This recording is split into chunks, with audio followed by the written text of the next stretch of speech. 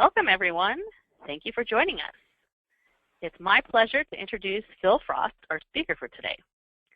Phil is founder and COO of Main Street ROI. Phil leads the company's operations and is the primary creator of Main Street ROI's training programs.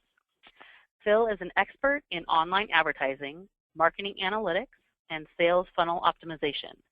Phil's marketing thought leadership has been published on Forbes.com, Inc.com, MSN.com, and many other major business media outlets. When Phil's not working, he enjoys running barefoot in Central Park in New York City. Welcome, Phil. We can't wait to hear what you have to say. Thank you, Summer. And welcome everyone to this presentation. This is going to be about the death of old school SEO, and then I'll walk through the 5 new rules to follow. And some housekeeping here. Everyone should have a Q&A section typically in the upper right corner of their screen. You can just type questions right into that box, and we'll have a live Q&A at the end. And I always recommend you turn off distractions like email, Facebook, put your phone on Do Not Disturb.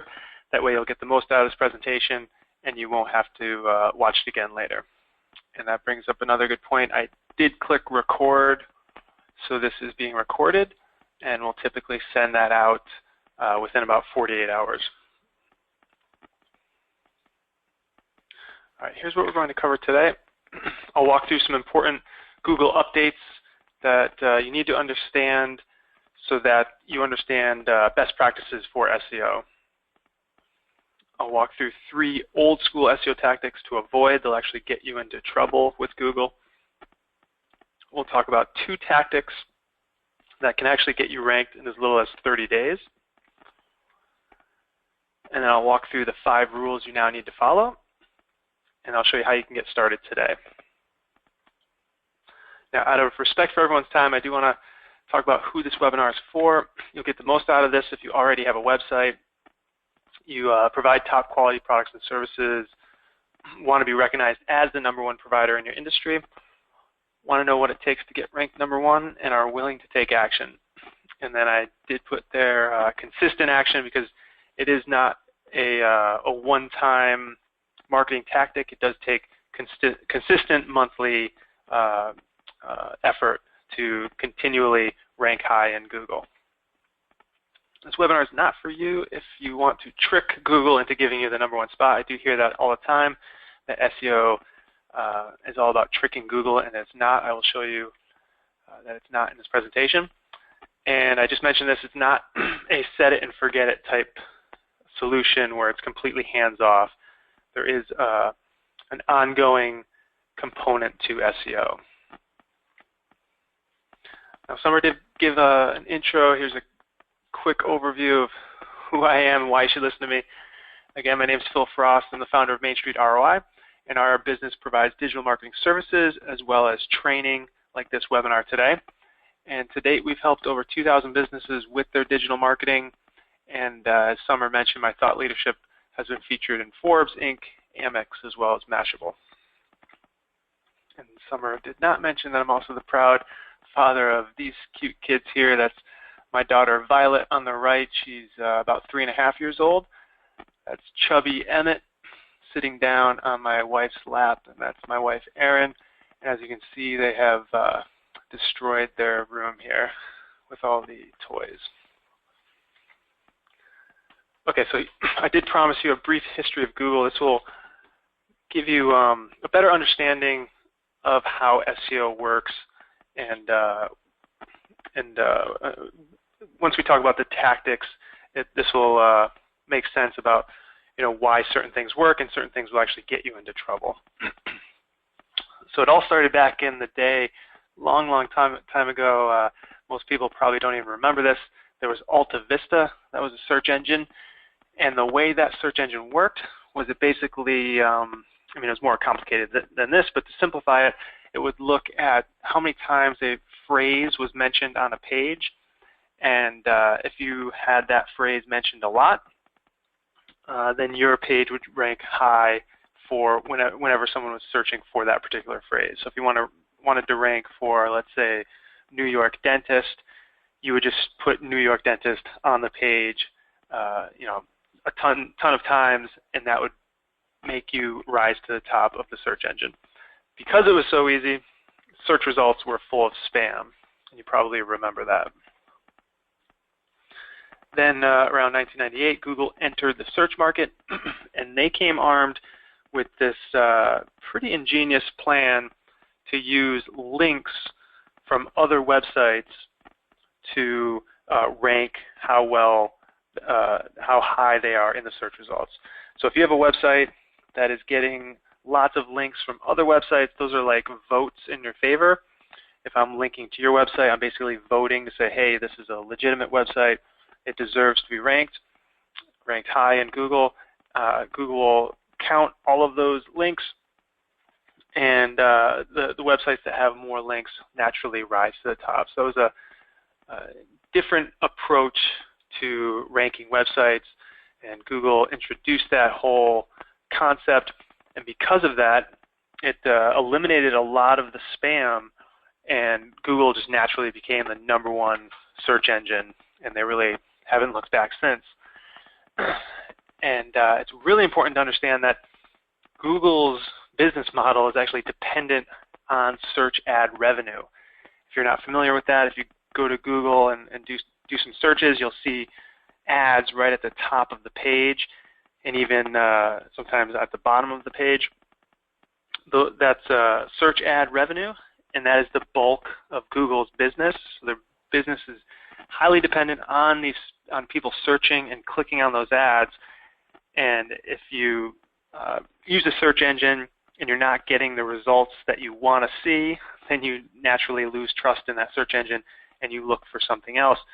Google knows that, and anytime they're showing search results that are spammy or are low quality, that puts their whole business at risk, and that's why they hired some of the smartest people around to fight spam every single day. It literally just threatens their entire business. So because of that, you've probably heard of some of these Google updates. A big one was the Panda update, and that came out to remove websites that were giving what they call a bad user experience. They just didn't have good navigation, didn't have unique high-quality content, and Google saw that. They figured out how to weed out those sites. They released what they called the Panda update, and that got rid of a lot of those spammy websites that really didn't deserve to be ranked high in Google. I mentioned that Google looks at links, and what this Penguin update was all about was finding websites that were using tactics to get links that were basically against Google's terms of service. So they might have been buying links, they might have been creating websites exclusively for the purpose of linking to their own websites. So basically having fake websites linking to their own. That was happening across the internet, became a big problem, and Google released the Penguin update to get rid of those spammy websites. Then I'm sure you've heard of Google+, that's Google's social network, and that really highlights the importance of social signals. And then more recently, they completely overhauled their algorithm and launched what is called the Hummingbird update. And that was a big update because Google can now understand the context of someone searching. So if someone is searching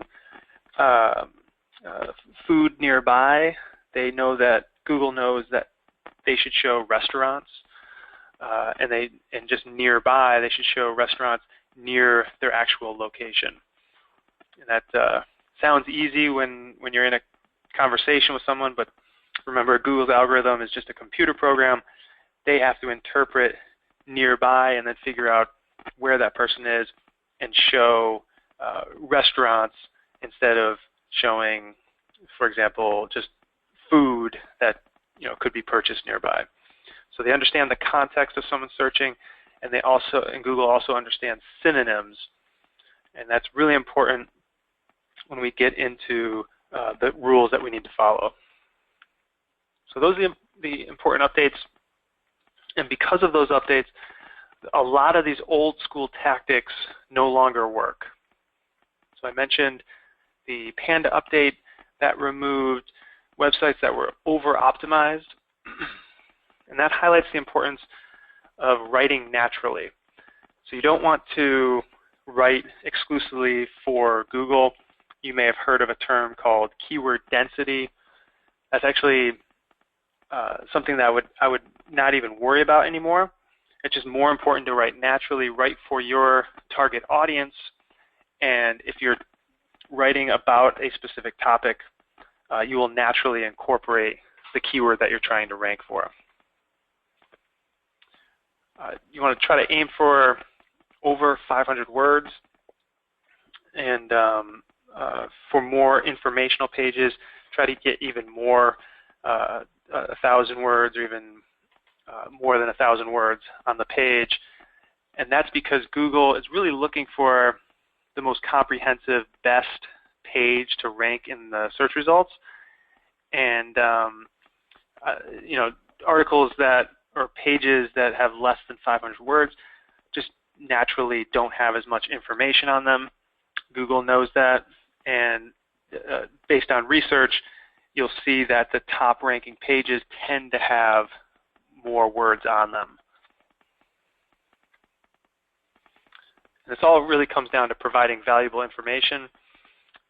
If you want to rank high in Google, you need to be providing high quality, valuable information that's relevant for that keyword that's being searched. And then I just mentioned having a robust or comprehensive page is important, and that highlights the importance of having over 500 words.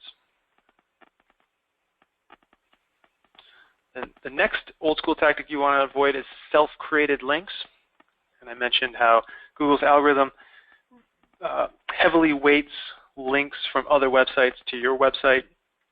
And because of that, the tendency is to think, hey, how can I create links to my website to basically trick Google? We want to avoid that. You don't want to go out and buy links. That's against Google's terms of service. If they find that you're buying links, they will just devalue that link, and it won't help you from an SEO perspective. You also don't want to add links from irrelevant websites.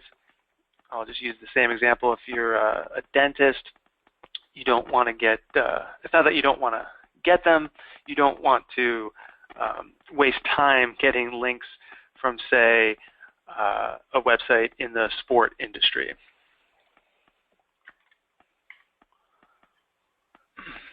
You also don't want to use the same anchor text for all of your links. And if you're not familiar with anchor text, that's just the phrase that is hyperlinked. So in my example here, I put NYC Dentist as the anchor text. So if you clicked on that link, you would then go to that website. Google looks at the anchor text, and whatever is linked basically tells Google, hey, that is a signal that says that website is relevant for that phrase. So when people are searching NYC Dentist, that page is relevant for that keyword because people are linking using that phrase. Now that you know that, you might think, hey, I should get a lot of links with anchor text NYC Dentist because I am a dentist in New York City and I want to rank high when people are searching that. You don't want to have all of your links or most of your links with the same anchor text. That's a huge red flag for Google that you're probably creating those links yourself, because it would be extremely unlikely and it's not very natural for everyone, all these other websites, to link to you with the exact same anchor text. And ultimately it comes down to focusing on sharing content to get links versus creating your own links. And if you've done any research with SEO, you've found that people will create blogs, create infographics, create tools, all of this great content or information, really one of the main goals there is to attract other websites to link to those articles or tools. Okay, the third old school tactic you must avoid is unnecessary SEO pages. And this is related to the Hummingbird update. You no longer need to have different pages for every single variation of a keyword. And when you do that, you're basically just creating an over-optimized site, and that can cause a problem and get you a penalty in Google's eyes. So the goal here is to create just one page per what I'm calling a keyword theme. So any keyword that is all the keywords that are similar in terms of the similar phrase, similar intent. When someone is searching, you want to group those together and just create one page for that keyword theme. You don't want to create multiple pages for similar keywords. And an example here would just be, you'll find that people are searching dentist and NYC as well as NYC dentists. And you would, if someone is searching for dentists and NYC, and NYC dentists, they're looking for exactly the same thing, and Google knows that. So those are essentially the same keywords, and you just need one page optimized for both of those keywords. Back in the day, with old school SEO, you could create two distinct pages, and that would actually give you an advantage. But since Google now understands context and synonyms, that's actually unnecessary. All right, here are 3 SEO predictions just to give you an idea of where SEO is heading. Google is always going to be fighting spam. Again, any spam in the search results is going to threaten their business model. So you want to avoid keyword stuffing, avoid unnatural links to your site, and avoid unnecessary pages for similar keywords. Mobile and local signals are rising in importance. That's kind of old news at this point, but it's going to just become even more and more important. Google rolled out an update to their algorithm, and they're now treating mobile sites differently from desktop sites and ranking sites that are optimized for mobile higher in the mobile results. And I already mentioned that social signals will become even more important. Now, this is all, hopefully at this point you can see that SEO is not about tricking Google. It's really about partnering with Google. And you just want to keep in mind Google's whole goal is to provide a great search experience so that people keep coming back and clicking on ads, and they keep growing their revenue. So with that in mind, you want to partner with Google and create really good, solid information on your website that Google wants to rank high because it's going to help their users and keep them coming back. And another analogy would be how SEO can reflect the real world or real relationships. When you think about what you want in the real world, you want people talking about your business, you want a lot of buzz, people sharing information. The same thing is true online.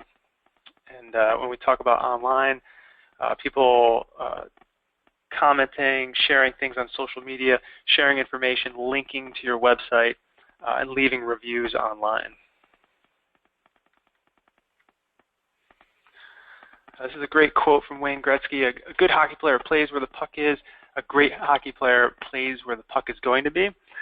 And that's why I wanted to walk through the history of Google, give you some predictions in terms of where SEO is heading, because if you want to be successful, you really need to play where the puck is going to be with SEO.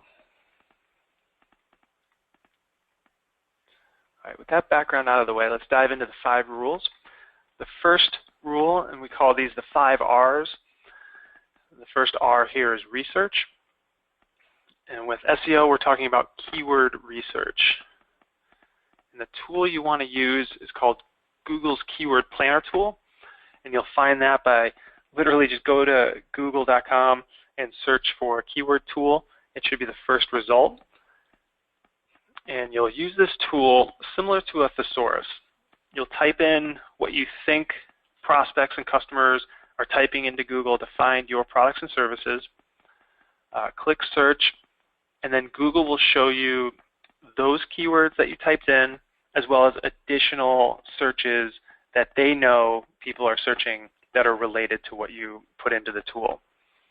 They'll also show you how many times those keywords are searched, and that's why this first bullet here is you want to focus on keywords that actually have search volume greater than 0.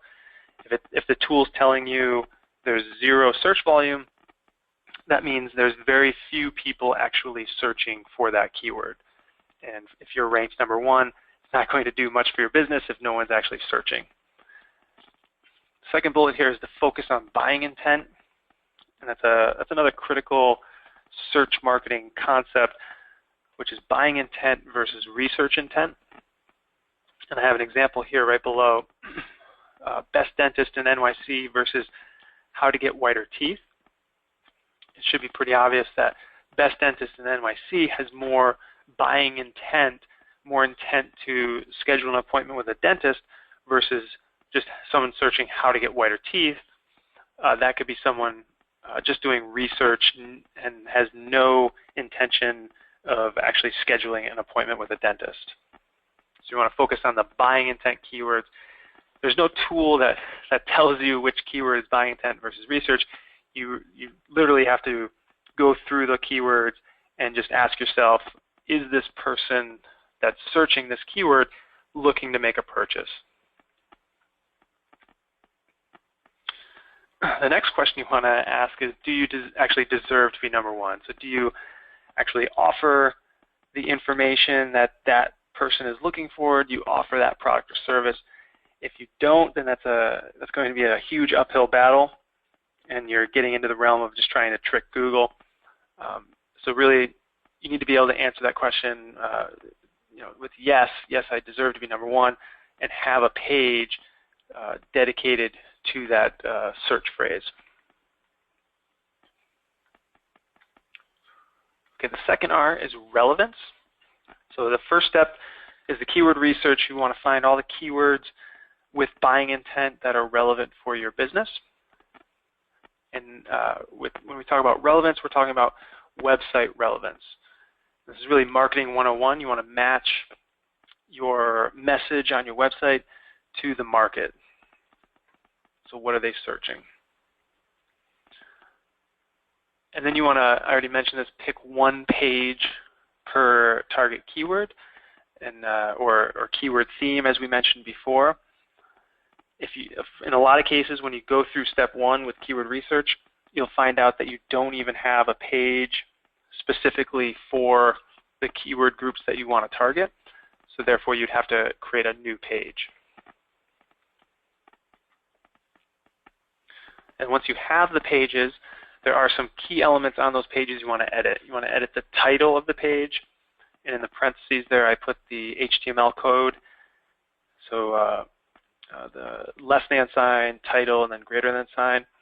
In the actual code of the page, that's what shows up, and everything in between those title tags is your page title. Google looks at that, and that's one of the key elements that they look at to determine what that page is about and if it's relevant for the keyword that was searched. Another element they look at is something called headers. You can see there, those are H1, H2, H3, and you can keep having additional headers if you want. Google, again, looks at those headers to see if your page is relevant for the keyword. And then obviously they look at the body copy. So everything that's written on the page, Google will analyze that to see if it's relevant. So that's the next step. Once you have found the keywords, next you want to make your pages relevant for those keywords that you found. I call this the golden rule of relevance. You want to create a page that you would want to find if you were the one searching for that keyword. That's a great approach and great mindset for SEO. All right, the third R here is reputation. So once you have the keywords you want to rank for and your website is set up and edited to be relevant for those keywords, that basically gets you into the running to rank high. So you're one of the, let's say, 1 million websites that Google found that's relevant. Then Google looks at the reputation of your website and then ranks you by your reputation. So if you have the highest reputation, you'll be ranked #1. And to use another real-world analogy here, reputation is similar to your real-world reputation. And what do you have to do to have a good reputation? You have to cultivate friends. And in the online world, that's other websites. So you can think of all the other websites as friends. You want to have friends with solid reputations. If you are friends with people that don't have solid reputations, by association, people will then view you similar to your friends. And that same thing happens online. If spammy websites are linking to your website, then Google will naturally associate your website as another spammy website. On the flip side, if other legitimate, reputable websites are linking to your website, then by association, Google will then see your website as another authoritative website. And then you also want to encourage friends to talk positively about you, and online, that's primarily via social media. And we already talked about this. You want to focus on attracting links versus buying or creating links. All right, I promised earlier on that I would give you 2 tactics to get ranked very quickly within 30 days. And here's the first one. It's called Piggyback SEO. And what we're going to do, now that you understand the first 3 R's, this will make a lot more sense. You want to piggyback on other websites that already have a high reputation or high authority. And I have some examples here like YouTube, PR Web, WebWire, and I'll show you some other live examples. What you're going to do is publish content on these other websites that already have high authority or high reputations, and you're going to put the keyword that you're trying to rank for in the title of the content. So if it's an article, it would be the title of that article. If it's a video on YouTube, it would be the title of the video. And I already mentioned that the title is a key element that tells Google that's a relevant article or video for that search phrase. And since it's already being published on a high authority website, you've already taken care of that component, the third R of reputation. So here's an example.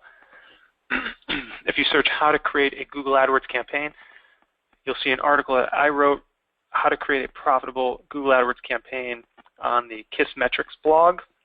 And Kissmetrics is another digital marketing company. It has a high reputation in Google's eyes. And I published that article, and right away Google saw that it was relevant to that keyword, how to create a Google AdWords campaign, because that is in the title.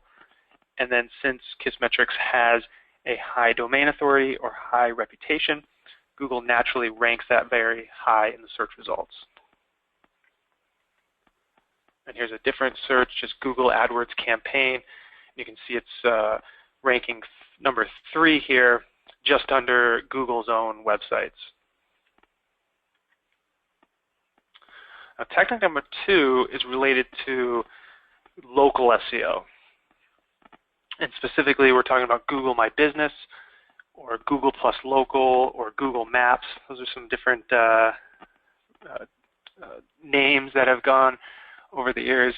Google is now calling it Google My Business.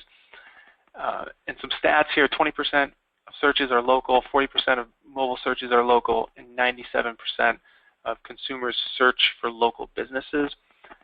Because of those stats, and so many people are searching locally, and there's the rise of mobile device usage, Google saw that trend and wanted to get local businesses in front of people that are looking for local businesses. So they started to rank and show the map results right on the first page, and what they're showing there are Google My Business listings. They're actually not showing websites. If you search for dentist near me, sushi nearby, any search that's clearly for a local business, Google is going to show a map, and they're going to show the Google My Business profiles underneath that map. And to get ranked there, it's a similar process. You want to use Google's keyword tool to research the keywords that you can target. You want to use those keywords in your profile and make sure you have the appropriate categories for your Google My Business. And then to build up your reputation, it's slightly different since we're not building up your website reputation, we're building up your Google My Business profile reputation. In that case, you need what are called citations and reviews. So reviews are easy. Those are just online reviews. Everyone knows what those are. But citations are a little bit different. That's just mentions of your name, address, and phone number on another website. And the easiest way to do that is to get listed in a lot of business directories. Here's a local SEO success story just to show you how quickly you can get results with local SEO and Google My Business. This is from Barney. He's an attorney in California. He said, about a month ago, I started going through the local SEO steps. I've noticed my Google rankings moving up, and right now I'm at the #1 position for my most important keyword in my area. I'm now receiving phone calls for my listing, and I just started working on a case that came in directly from Google Plus Local, or Google My Business. All right, here's a recap of what we've gone through so far. We talked about the 3 R's: research, relevance, reputation. I went through the 2 tactics you can use to get ranked in 30 days or less: Piggyback SEO and local SEO. And up next here is my favorite R, revenue. And with SEO, the goal is not to rank high in Google. Who cares if you're ranking high in Google? Ultimately, you want your prospects to be clicking on your listing and then converting into leads and sales. So the goal here is to generate revenue. It's not rankings. And there are really 3 factors. You want to have, or you need to have, compelling website copy. It comes down to copywriting. You want to have social proof on your website. That's critical with online marketing because so many people are skeptical online. They want to see social proof with reviews and testimonials. And then CTA is call to action. So you want to make sure you have some kind of call to action, some kind of offer on your website to get people to take action. And one of the best calls to action you can have on your website is something called a lead magnet. A lead magnet is something that you offer on your website for free, and it attracts leads. And you do that by having a form on your website to collect, let's just say, name and email address, and people need to complete that form to access that information or that tool, whatever it is that you want to provide on your website for free. And then ultimately you want to be ranking for keywords that are searched by your prospective customers, and that ties into the importance of keyword research and making sure that you're going after buying intent keywords versus research intent keywords. Because if you're ranking high for a research intent keyword, that's not likely going to drive a lot of leads and sales for your business. And then finally, you need to be tracking your return on investment. And I would recommend, if you are not already set up in Google Analytics, you can go get that set up pretty quickly by going to analytics.google.com, and you can set up a free account. Okay, the final R here, the 5th R, is responsibility. what do I mean by that? Basically, who is responsible for your SEO? You need to define that in your business. Remember that SEO is not a set it and forget it strategy. And I always recommend to businesses to only delegate your SEO after you understand it. And hopefully by attending this webinar, you now have a better understanding of SEO, how it works, and what you need to actually be successful. And then lastly here, this is more of a reminder that Google updates, a lot of people fear them. They, you hear a lot of people complaining when Google rolls out a new update, but really Google updates are opportunities. And if you're playing by the rules and you're following the 5 R's that I went through, then Google updates are actually good news for your business because Google's weeding out the businesses that don't deserve to be ranked high. And if you're following best practices, that means those businesses will be kicked out of the first page, which leaves room for your business to move up to the top position. Now, if you need help with anything that I just walked through, the first step I would recommend is to get an SEO audit and consultation. And here's what would be included in that audit. We can do a complete SEO audit of your website. You'd get a SEO report card with grades on all of the key aspects of SEO, as well as recommendations to improve. We also do a SEO competitor analysis. You get custom SEO recommendations, as well as a 30-minute SEO consultation. And if you are interested in an audit, you can go to mainstreetroi.com/SEO-audit. And with that, we'll open it up to Q&A.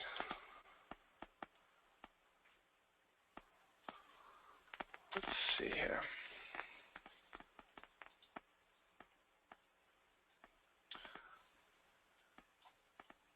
I'm just opening up the Q&A box now. I don't see questions, which either means everyone's being shy or I did a great job explaining. Well, Phil, I think that you've done a great job explaining. I see some good comments here. Yes, I see a good comment. Julio, I appreciate that.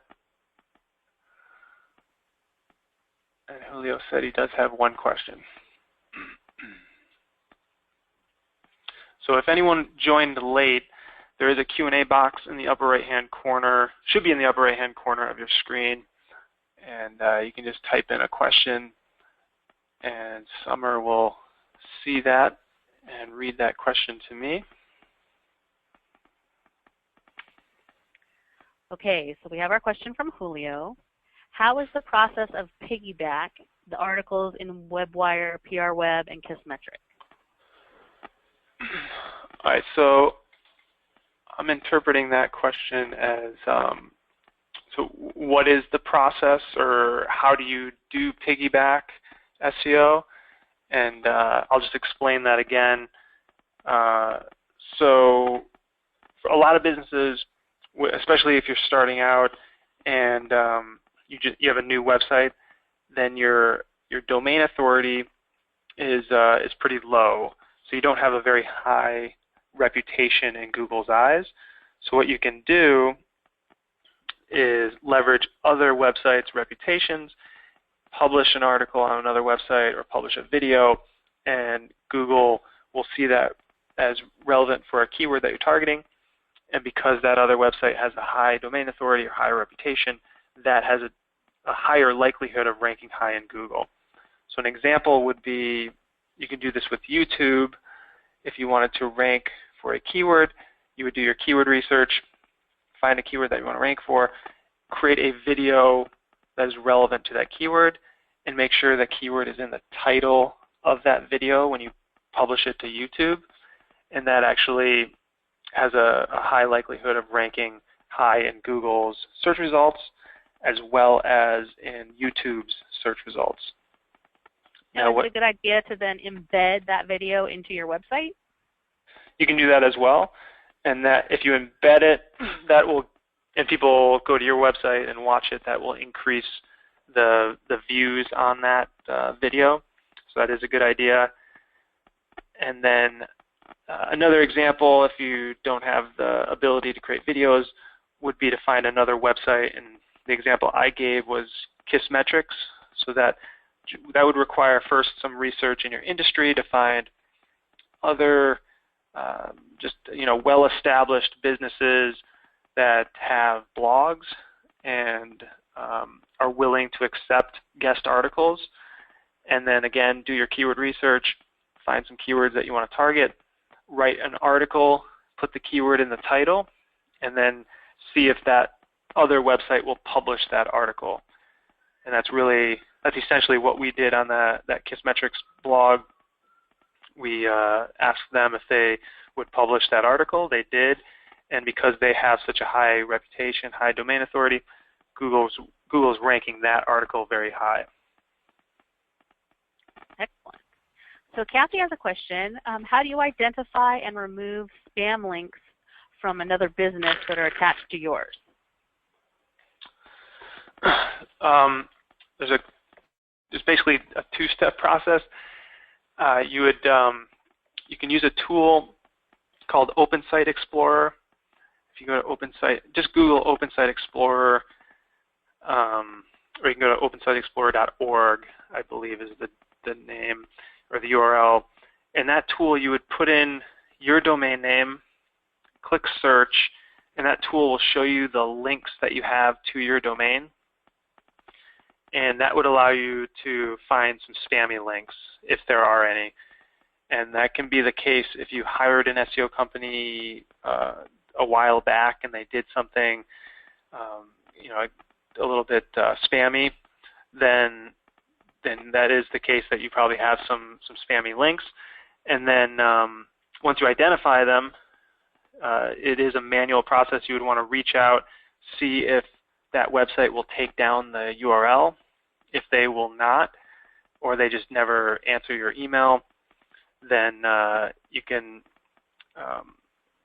submit what's called a disavow file. This is getting a little bit technical, but a disavow file basically tells Google, hey, these are URLs that I know are linking to my website, and I don't want you to count them because I know they're spam.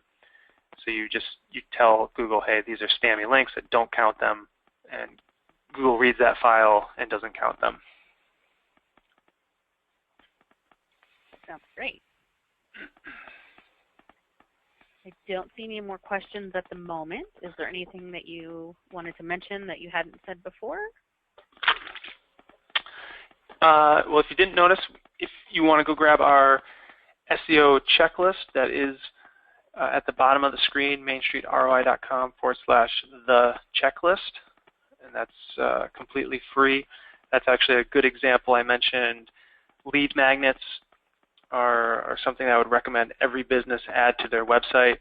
That's an example of a lead magnet that we use, and it's obviously related to SEO, and it requires you to give an email address, and then we will naturally follow up with relevant messages about SEO.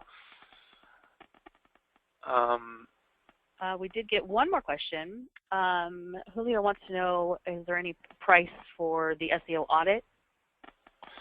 Yes, that is $300 for the SEO audit. So if you go to that link, So if you go to mainstreetroi.com/SEO-audit, you'll get all the details there in terms of what's included, and then the price would be $300. Great, thanks. All right, everybody, I don't see any more questions. All right, well, I appreciate everyone joining, and I said this at the beginning, we will be sending a recording or a replay link with the files of the presentation, so you'll have those for your records. We typically send those within 48 hours, so if you don't get it tomorrow, be on the lookout on Friday. And if you do have any questions in the meantime, feel free to email me at support@mainstreetroi.com. And I think that's it. So we'll wrap it up. Thank you, Summer, for organizing this and hosting. Thank you, Phil, for presenting. It was an awesome presentation. Thank you. I appreciate it. Take care, everyone. Bye.